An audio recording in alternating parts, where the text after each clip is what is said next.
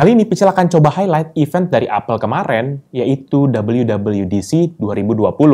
Banyak banget informasi mengenai OS dan juga fitur baru dari Apple untuk iPhone, iPad, Apple TV, iWatch, dan Mac device kalian. Seperti apa detailnya? Let's check it out!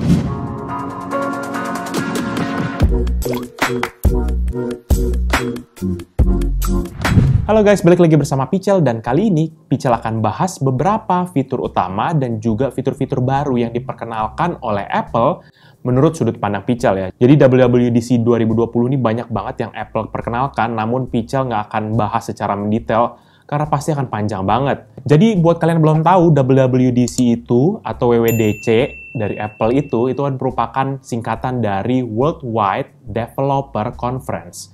Ya, jadi biasanya ini di mana semua developer atau pengembang dari aplikasi Apple itu mereka kumpul karena mereka akan diperkenalkan dengan fitur-fitur baru dan juga seperti ini, software-software baru dan juga beberapa informasi-informasi baru yang akan berguna banget terutama buat mereka para pengembang-pengembang aplikasi. Kita akan bahas per cluster, jadi buat teman-teman yang mau fokus kepada cluster tertentu, misalnya iOS ataupun macOS, bisa langsung skip aja ke cluster tersebut ya.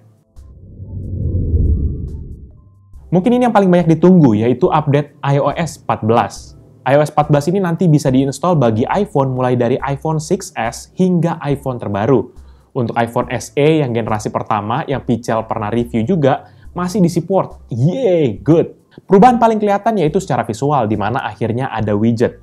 Iya, widget yang sudah ada lama di Android, ini baru diperkenalkan di iOS 14. Kita bisa taruh informasi seperti cuaca, agenda, berita, atau apapun widget yang nantinya akan ada. Penempatan widget ini tuh akan berada bersama-sama dengan icon apps kita yang biasanya. Jadi, itu tergantung dengan pengaturan kita mau seperti apa. Selain itu juga ada yang namanya Smart Stack. Ini tuh gunanya untuk menampilkan informasi yang relevan sesuai dengan apps yang banyak banget kita pergunakan. Contohnya, kalau misalnya kita suka baca berita di pagi hari, maka di Smart Stack ini tuh akan menampilkan berita di pagi hari. Berikutnya adalah App Library. Jadi ini tuh berfungsi untuk mengelompokkan aplikasi berdasarkan dengan kategorinya, dan juga ada pengelompokan-pengelompokan khusus seperti kelompok aplikasi yang baru terinstall, kelompok aplikasi yang paling sering dipergunakan, dan juga suggestion atau saran-saran lainnya dari iOS itu sendiri. Untuk urusan telepon, notifikasi telepon kali ini tuh ditampilkan dalam bentuk yang lebih kecil. Berbeda dengan yang sekarang yang masih menutup satu layar, ini bakal sangat bermanfaat banget. Dan juga munculnya fitur Picture-in-Picture yang berfungsi untuk FaceTime atau mungkin nonton video sambil melakukan hal lain di device kita, itu tuh akhirnya sudah bisa dilakukan. Bagian iMessage itu nantinya kita bisa pin hingga 9 percakapan di bagian atas iMessage, sehingga akan lebih mudah kalau misalnya kita mau akses.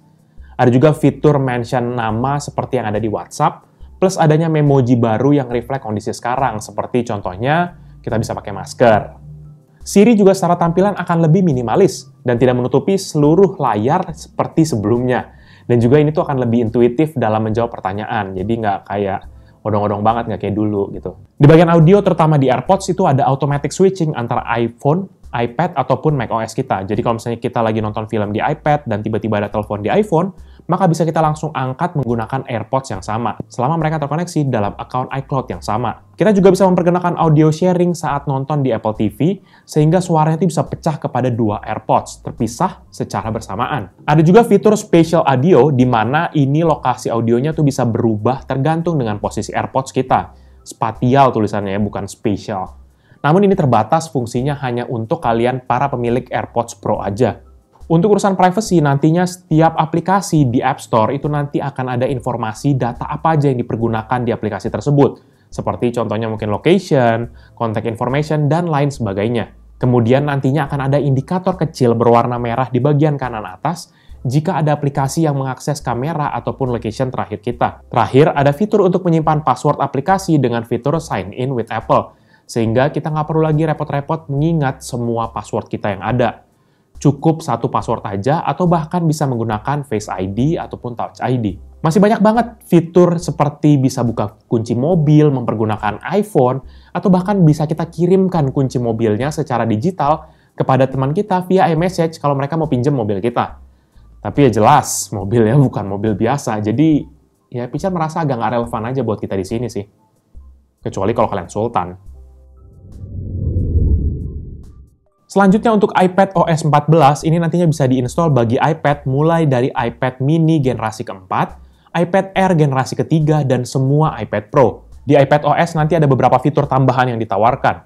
Untuk beberapa aplikasi, akan ada sidebar di sisi kiri dan juga ada pull-down menu yang akan membantu navigasi lebih cepat. Fitur search seperti Spotlight itu yang ada di macOS ini tuh akhirnya ada di iPad OS juga. Sehingga kalau misalnya kita mau mencari sesuatu, bisa lebih cepat dan mudah, dan juga tanpa mengganggu seluruh tampilan yang ada. Di iPad, terutama yang sudah mempergunakan Apple Pencil, ya, atau Apple Pencil, ya, maka akan ada beberapa fitur tambahan.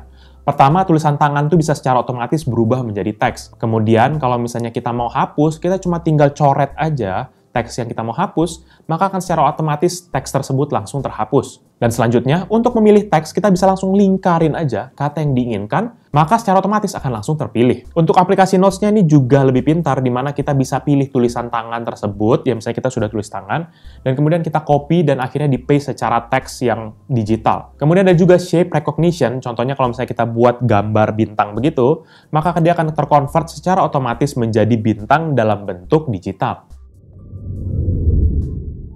Oke, selanjutnya kita akan fokus kepada macOS terbaru. Akhirnya setelah sekian lama, Apple tuh move on dari macOS 10 ya, atau macOS X kepada macOS 11. Jadi buat kalian yang belum tahu, macOS yang belakangan ini itu adalah macOS 10. Contohnya kayak Catalina, Mojave, High Sierra, El Capitan, itu macOS 10 semua. Dan kali ini mereka sudah move on kepada macOS 11. Dan untuk yang OS terbaru ini di macOS 11 dinamakan Big Sur ya, atau Big Sur. Ya, terserah kalian mau manggilnya seperti apa. macOS Big Sur ini tuh nantinya bisa diinstal bagi MacBook Pro dan MacBook Air tahun 2013 ke atas, MacBook tahun 2015 ke atas, iMac dan Mac Mini tahun 2014 ke atas, Mac Pro tahun 2013 ke atas, dan iMac Pro tahun 2017 ke atas. Secara tampilan sekilas, ini OS-nya lebih fresh secara icon. Terutama di bagian docking bawahnya, ini tuh ikonnya juga agak sedikit berubah. Untuk bar di bagian atasnya pun juga lebih transparan dan agak lebih candy dibandingkan Catalina. Di bagian kanan atas ada tombol control center yang mirip seperti di iPhone dan iPad.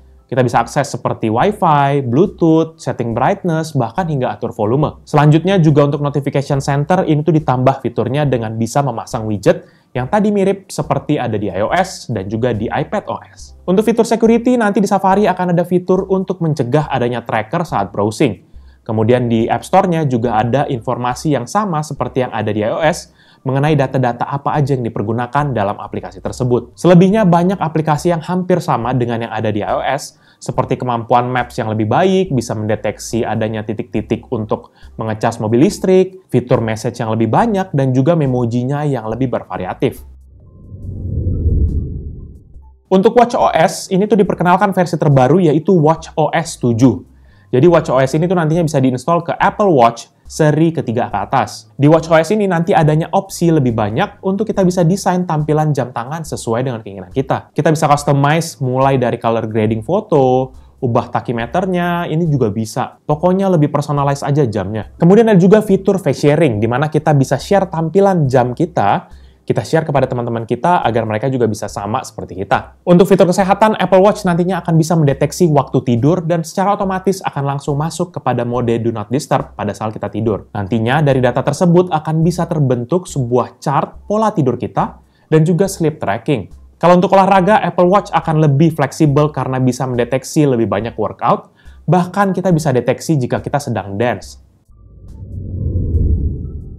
Untuk Apple TV OS, ada beberapa perubahan. Apple TV yang 4K, ya, untuk Apple TV ada yang 4K, ada yang non-4K. Yang 4K ini akhirnya bisa nonton video YouTube dengan kualitas 4K, yang sebelumnya tuh cuma bisa Full HD. Selanjutnya ada tambahan audio sharing yang tadi Pical udah share, di mana kita bisa pakai 2 set AirPods dalam waktu bersamaan. Selanjutnya ada fitur Picture in Picture, opsi untuk mengendalikan HomeKit support, termasuk dengan video feed. Kemudian ada fitur juga multi-user support untuk main game, dan tambahan controller support seperti Xbox Elite Controller seri kedua dan juga Xbox Adaptive Controller. Nah, terakhir, Apple cukup mengejutkan dengan memperkenalkan Apple Silicon. Jadi ini sebenarnya tuh rumornya sudah banyak banget diprediksi oleh beberapa ahli-ahli teknologi, ya, di mana Apple tuh akan mempergunakan chip sendiri, dan secara perlahan tuh mereka akan meninggalkan ketergantungannya kepada Intel. Jadi seperti kalian ketahui bahwa Apple beberapa tahun belakangan ini mereka mempergunakan prosesor dari Intel untuk beberapa device mereka seperti MacBook, iMac, ataupun Mac Pro. Nah, untuk masa transisinya ini, Apple menentukan selama 2 tahun, dan juga Apple sudah mulai bekerja sama dengan Microsoft dan Adobe untuk transisi beberapa aplikasi mereka agar siap nanti dipergunakan di Apple Silicon. Apple sih mention bahwa hubungan dengan Intel akan masih berjalan dalam beberapa waktu ke depan. Tapi agak serem aja nih kalau misalnya benar-benar sudah full transisi dan meninggalkan Intel. Nantinya kita susah dong membuat Hackintosh, ya kan? Overall, event dari WWDC atau WWDC dari Apple 2020 ini merupakan salah satu event yang memperkenalkan beberapa fitur besar dan juga milestone baru untuk macOS. Buat Pichel sih yang berada di dua dunia, yaitu di Apple dan Android, itu kelihatan banget memang beberapa fitur yang sudah diperkenalkan tuh udah ada di Android, seperti widget itu udah ada dari beberapa tahun yang lalu. Atau seperti fitur Smart Stack, ini tuh ada mirip seperti Live Tiles dari Microsoft. Namun ya banyak sudut pandang dan pendapat dari masing-masing pihak, jadi kita harus hargain juga. Memang secara umum fitur dari Apple seperti ketinggalan, tapi memang bisa jadi mereka tuh hati-hati dalam implementasi fitur baru karena besarnya Apple ekosistem mereka. Kan mereka nggak mau misalnya dengan salah satu masalah itu akan terganggu koneksi dengan device lainnya. Jadi ya nanti kita lihat aja bagaimana progres ke depannya perkembangan dari Apple. Jadi paling itu aja sih highlight singkat dari Pichel terkait dengan event dari Apple yaitu WWDC 2020. Buat kalian yang sudah menonton dan sukakan video ini, pastikan kalian untuk hit like dan juga kalian share kepada teman-teman kalian. Tapi kalau kalian nggak suka videonya, kalian bisa langsung dislike aja. Kalian juga bisa pertimbangkan untuk subscribe kepada channel Pichel agar bisa mendapatkan informasi mengenai video-video dari Pichel berikutnya. Jadi itu dia video dari Pichel kali ini. Thank you guys for watching. I'll see you in the next video. Bye-bye.